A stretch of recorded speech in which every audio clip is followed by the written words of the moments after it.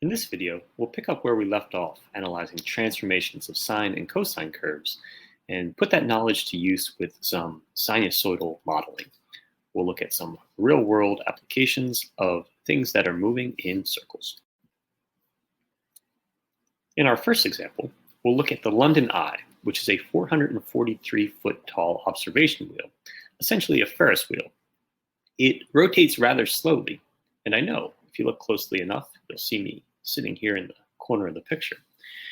It takes one revolution every 45 minutes.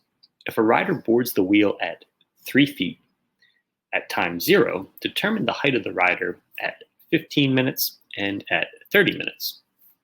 In order to do this, we'll recognize that the highest point on the wheel, way up here, is 443 feet in the air, and the lowest point on the wheel is 3 feet. Right? And the rider is going to be getting on right down here at the bottom, and the wheel will be spinning this way. The first thing that we'd like to do is determine the amplitude. And we know from our work with transformations that amplitude is half the distance from the max to the min. That means our amplitude is 443 minus 3 divided by 2, or 220 feet. And of course, that just represents the radius of the wheel.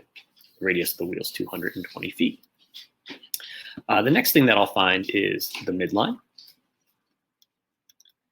the line that the sine or cosine curve will wrap around. And that's just going to be the middle of our Ferris wheel right here, which I can find by averaging the maximum and minimum values.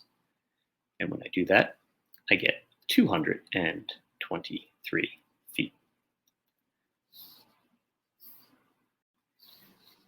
Next, I'll determine the frequency and the period of the function. The period is stated in the problem. It does one revolution every 45 minutes. And therefore, my frequency, if I'm working in radians per minute, would be 2 pi divided by 45. You could also use 360 divided by 45 to give you a frequency of 9, but that would be in the units of 9 degrees per minute. Just if you're using a calculator, make sure you know if you're in degree mode or radian mode as you're graphing, and your frequency will tell you which mode you should be in. The last thing I'll decide is whether I'll use a sine or a cosine curve for the modeling, and since we're going to start at the lowest point on the Ferris wheel and work our way up, and that looks most like our negative cosine template, like this, right? I'll use a negative cosine curve. And so putting all of this together, I can say that the height of the Ferris wheel at time t, height as a function of t, would be -1 times the amplitude, negative 220. The -1 is because I'm going to use the minus cosine curve, of 2 pi over 45 times t. And I won't need a horizontal shift since we start at the very bottom, which is where negative cosine begins. And then I add the vertical shift, or the midline, 223.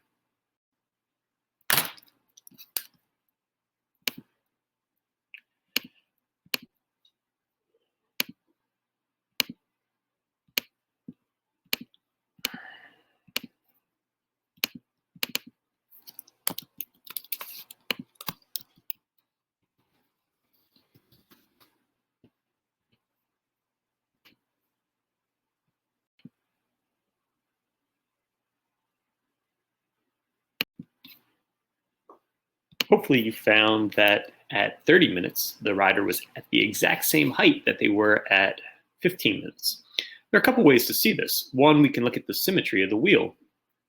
15 minutes into the rider might be right about here. And then when it's 30 minutes into the ride, that means it's 15 minutes shy of a full period, 15 minutes shy of the full trip, and therefore they're going to be at the same height. Another way to look at it, though, is when we plug in 30 minutes into the equation, instead of getting 30 pi over 45, you're going to get 60 pi over 45, which is going to reduce to 4 pi over 3. And then cosine of 4 pi over 3 is going to give us the same value as cosine of 2 pi over 3, because 4 pi over 3 and 2 pi over 3 have the same reference angle. They both have a reference angle of pi over 3, and they're both in quadrants which the x-coordinate is negative, so it gives you -1/2 both times. Before moving to our next example, we should pause and talk about a big idea. We've come a long way since graphing our standard sine and cosine and tangent functions and all of those. These basic functions, one thing that's important to keep in mind is the input of those functions are angles. Those angles can be in degrees or they can be in radians, but it is important that the inputs are angles.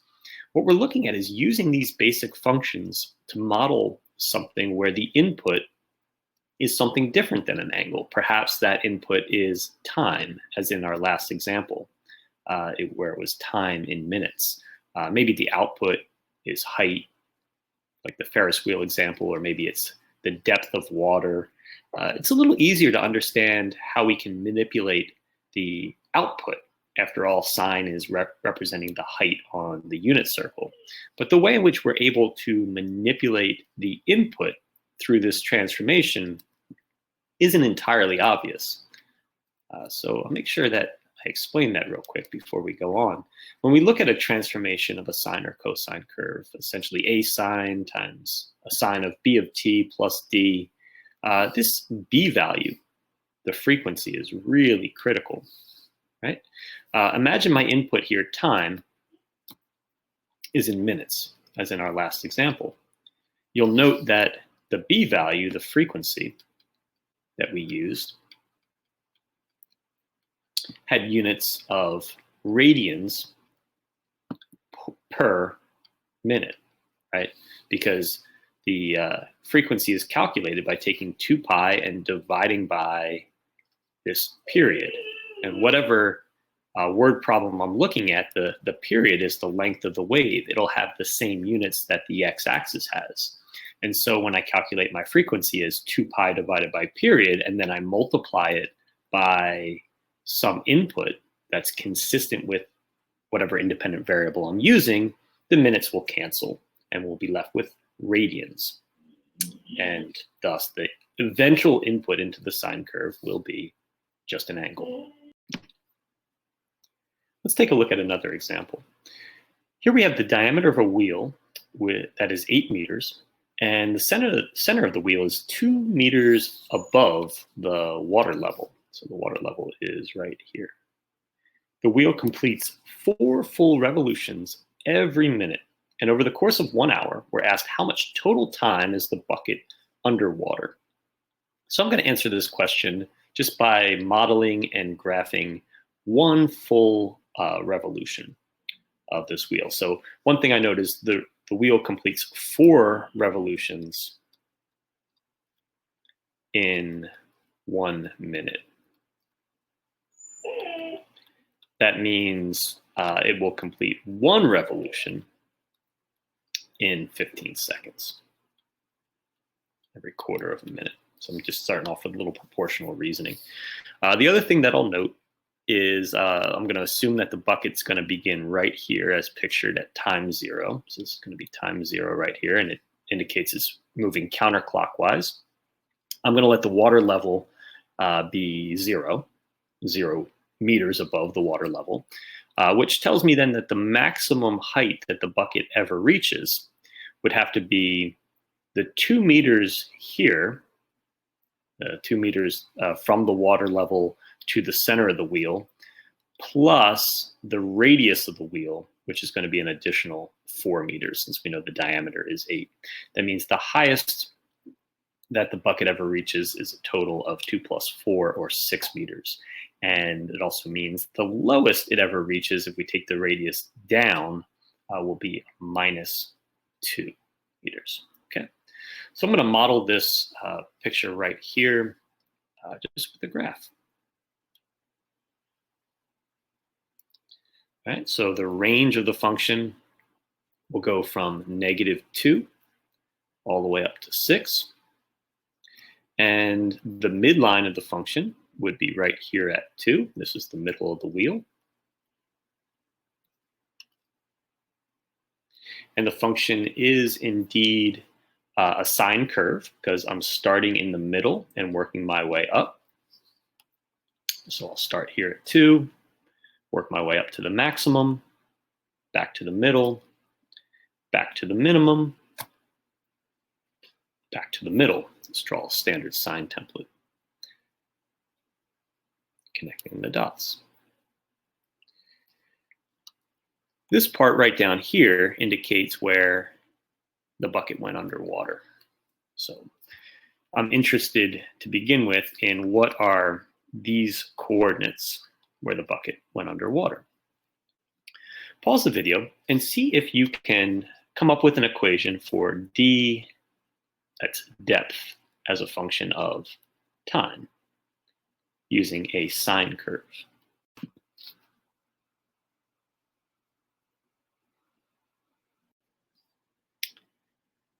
The equation I came up with is 4 sine 2 pi over 15 t plus 2. 4 because that's the radius of the wheel and the amplitude of the sine function. 2 pi over 15 because 15 seconds is the length of one full cycle. And plus 2 because that's our midline. Now what we want to know is where is d equal to 0? So that's going to involve solving this equation. So I'm going to show here how to analytically solve this equation and how to use that solution to answer our question. The first 2 steps of the solving are pretty standard. We subtract 2 from both sides and divide both sides by 4. That'll give us the equation sine of 2 pi over 15t equals negative 2 over 4, or negative 1/2. This is an equation that we can analyze now through our unit circle. We're asked at what angles is sine equal to negative 1/2? And I guess I don't have to draw another circle. I can just kind of picture it right here. I'd like to know if this water wheel were my unit circle, what's my angle right here? What's my angle right over here? And you'll remember that sine reaches 1/2 in the first quadrant at pi over 6. So these 2 points are in the third and the fourth quadrant, and they represent 7 pi over 6 and 11 pi over 6 accordingly. That means this angle that I'm looking at here, 2 pi over 15 times t, is either going to be equal to 7 pi over 6 or 11 pi over 6. And as a consequence, we'll have 2 different values that will work for t, and that t, of course, is the times that we're looking for. Solving for this t on the left gives me 8.75, and then for this t on the right gives me 13.75. And what I'm really looking for here is the difference between those 2 t's, because 8.75 seconds is the first time that the bucket goes under the water, and then 13.75 seconds is the time it comes back out. So between these 2 times, I'll call them T1 and T2, the difference between the 2 is 5 seconds. And that's almost enough information to answer this question. The ultimate question is, over the course of 1 hour, how much total time is the bucket underwater? Well, that's pretty easy to answer at this point, because what I just found was over the course of just one cycle, one 15-second cycle, the bucket's underwater for 5 seconds. That's a third of the cycle in which it's underwater. And so for a third of the hour, exactly 20 minutes, would see the bucket underwater. This example is a little different than what we've seen so far. We're told a prison guard tower is 30 feet from the nearest wall of the prison. The spotlight is at the point L. It's on top of the tower. We're imagining an overhead view here, and it's rotating counterclockwise once every 6 seconds, casting a moving beam of light onto the wall. So we're going to let N be the point on the wall that is nearest the spotlight. So that's perpendicular there. And M be the moving spot. D is the distance from N to M, and T is going to be the time in seconds since M has passed N. And what we're asked to do is to describe D as a function of T, time. So just to add a little detail here. So picture right here, this L, this point L is the spotlight, and it's shining on the wall. So maybe it's shining here, and then a little bit later it's shining there, right? This point M is the point that we'll see on the wall as L shines on it. Right? Now what's happening is this spotlight is rotating. And as it rotates, that beam of light moves along the wall. But obviously after a certain point, this thing rotates so much that the light might be shining out this way, right? Or over this way, and it's not touching the wall at all.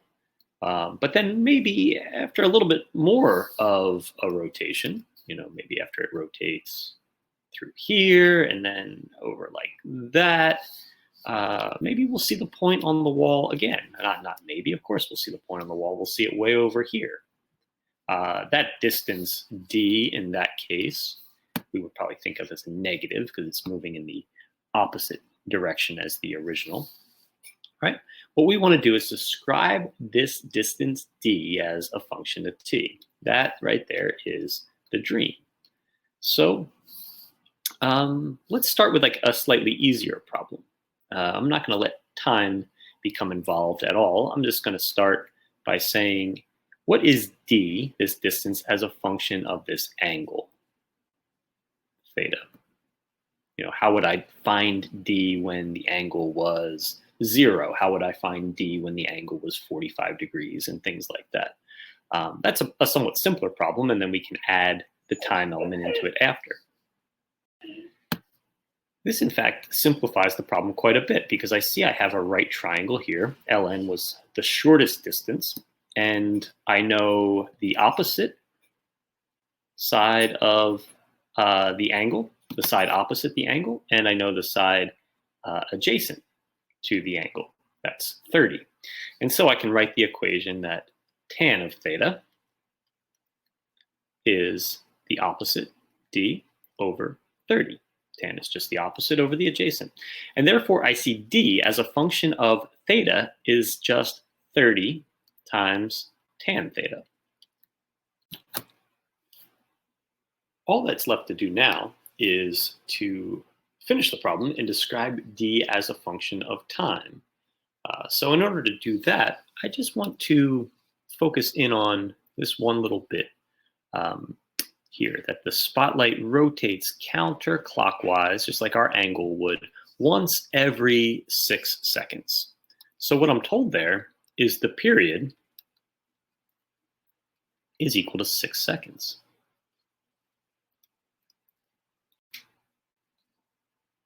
That means the frequency is 2 pi over 6, or pi over 3.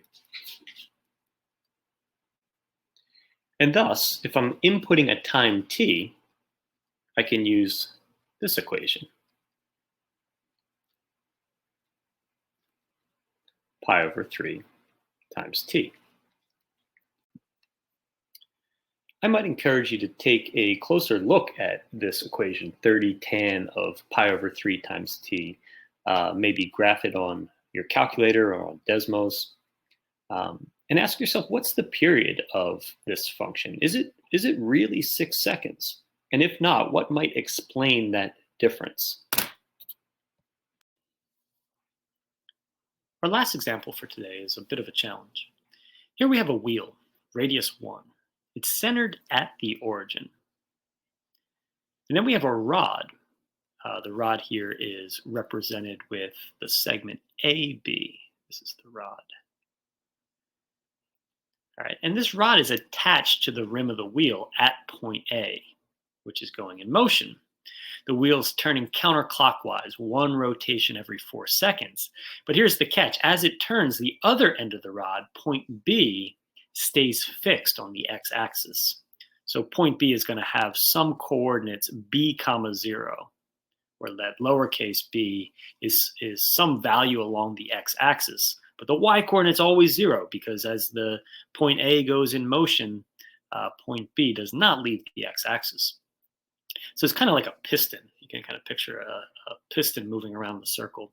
Given a particular time in seconds, the exact position of point B can be determined, and we want to come up with this functional relationship. We'll call it f as a function of t. So just to clarify a little bit, this top picture shows me a snapshot of what t equals 0 looks like, right? And then this bottom picture is just a random snapshot here, 0.64 seconds in. I might see something that looks like this, where point A hasn't quite made it to the top just yet. Point B is beginning to slide in closer along the x-axis. Okay, so in the next few slides, we're going to try to discover exactly what this function is that tells me the exact location of point B. To get things started, we'll calculate this function evaluated at time 0, time 1, time 2, and then time 11. Okay, so starting with time 0, we actually already know that f of 0 is equal to 4. And this is because at time 0, point A, the one end of the rod, is fixed right on the far side of the wheel there. And the rod is 3 units long, and the wheel had a radius of 1. So putting all that together, the end of the rod would have to be here at coordinate 4, 0. It has an x-coordinate of 4, and that's precisely what we're trying to model. So f of 0 is 4. Next, we'd like to figure out what f of 1 is equal to. So just to be clear, maybe with a picture. When I think about f of 1, I've got this picture in my head. I've got rod AB somewhere here, right? And that's because point A has to be on the top of the wheel. And that's a consequence of the wheel rotating once every 4 seconds. That means it does a quarter turn in 1 second. So point A is up here somewhere. I'll call it A prime just to distinguish it from the original A. Point B is down here somewhere. I'd like to know the x-coordinate of point B. So you see that this is just a job for Pythagorean theorem. Draw a right triangle in here. I know that the height of, or the leg of my triangle is 1, and I know the hypotenuse of my triangle is 3 because the length of the rod is fixed. And therefore, the x-coordinate can be found with the Pythagorean theorem.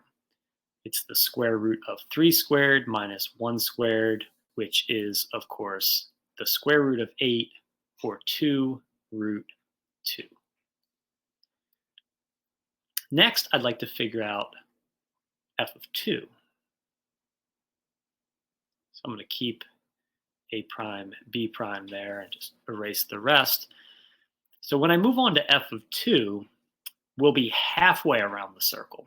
So point A will move over to here. This would be where point A is after 2 seconds, right?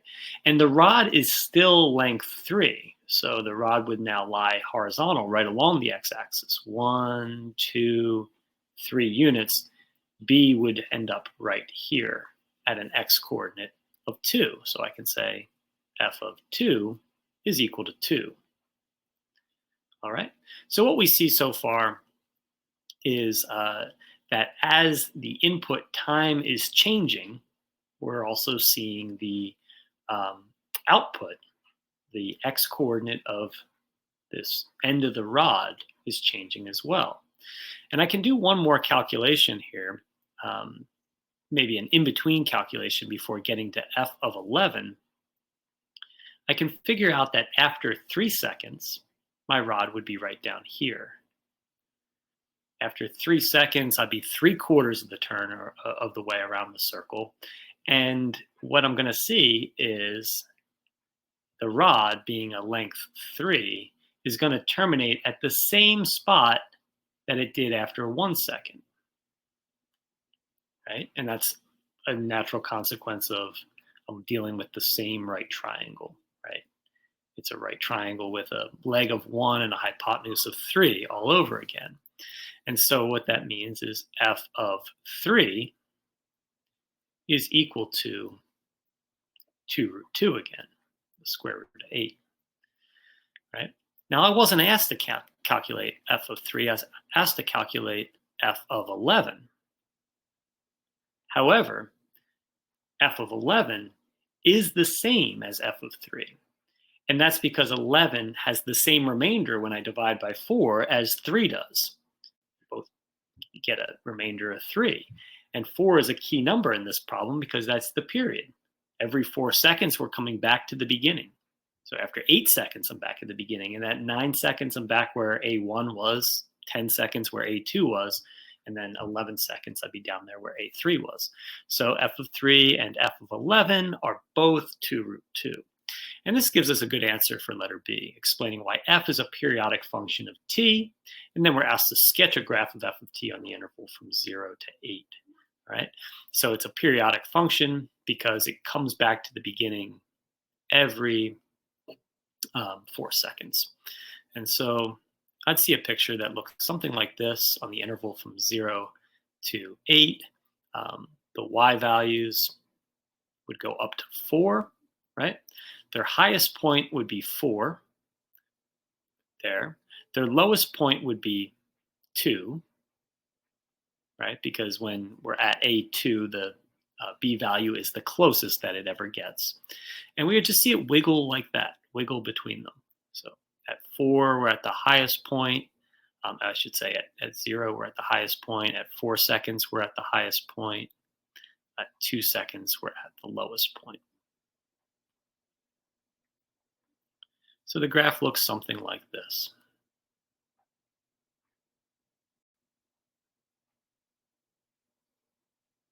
Okay. What is the range of f of t? The range of f of t is clearly between 2 and 4. Okay. Now, a natural thing to try to do here would be to try to model this with a sinusoid, right? But here's where you'll run into a little bit of trouble. If you try to model this with a sinusoid, you would likely use a cosine function because it starts at its high point. You would likely use a midline of 3 and an amplitude of 1. And last but not least, you'd likely use a period of 4 units, and thus you'd use a frequency of 2 pi over 4. So putting all of that together, you might guess that f of t is equal to 2 times cosine of 2 pi over 4, or pi over 2 times t, plus 3. And this looks great. However, if you take a closer look, this doesn't actually model the wiggle that we drew here. In other words, f of t is not actually equal to 2 cosine pi over 2t plus 3. It's a pretty good model in the sense that it achieves the right maximum and minimum points that we are after with our sinusoid. However, we can see pretty clearly that it doesn't achieve the right spots on the midline. For example, right here, when t equaled 1, this sinusoid that I had here would be equal to 3. It'd be right smack on its midline, and you could check that by plugging 1 in for t in the equation. However, we know from our work that f of 1 should not be equal to 3. It should be equal to 2 root 2. The actual equation for f of t is here. Cosine of pi over 2t plus the square root of 9 minus sine squared of pi over 2t. So I'll let you think a little bit about how I came up with that function. But I think the more important moral from this problem is that not everything that wiggles is sinusoidal. Thanks for watching.